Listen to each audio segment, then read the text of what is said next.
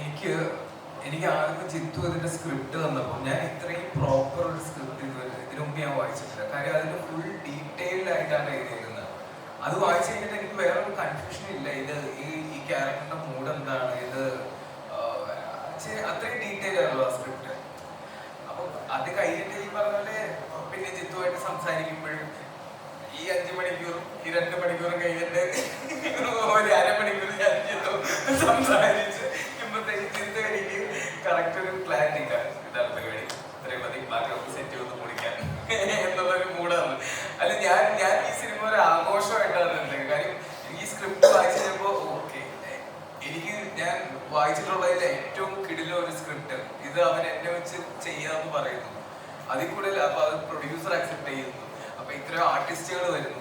അതിൽ കൂടുതൽ എനിക്ക് വേറെ ഹൈ ഇല്ലായിരുന്നു. പിന്നെ സെറ്റിൽ പോയി പൊളിക്കുക എന്നുള്ളത് എന്റെ കയ്യിലുള്ള സാധനമാണ്. അപ്പൊ നല്ല കോൺഫിഡന്റ് ആയിരുന്നു. ഞാൻ സെറ്റ് ഫസ്റ്റ് ഡേ എത്തുമ്പോൾ തന്നെ ഞാൻ കിടിലം കോൺഫിഡന്റ് ആയിരുന്നു. പിന്നെ അസോസിയേറ്റ് എന്തുണ്ടെങ്കിലും എനിക്ക് ജിത്തുവിനെ കണ്ടില്ലെങ്കിൽ അസോസിയേറ്റ് നോക്കുമ്പോഴത്തേക്കും മെൽവിനെ നോക്കുമ്പോൾ എനിക്ക് കറക്റ്റ് ഐഡിയ കിട്ടും. പിന്നെ കേട്ട് പോയാൽ കുറയ്ക്കണം, ഇതൊക്കെ മെൽവിന് കറക്റ്റ് നമ്മൾ ഭയങ്കര കണക്റ്റ് ആയി എല്ലാവരും.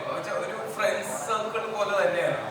അതുകൊണ്ട് നമുക്കൊരു നോട്ടം കൊണ്ട് നമുക്ക് മനസ്സിലാവും അങ്ങോട്ടും ഇങ്ങോട്ടും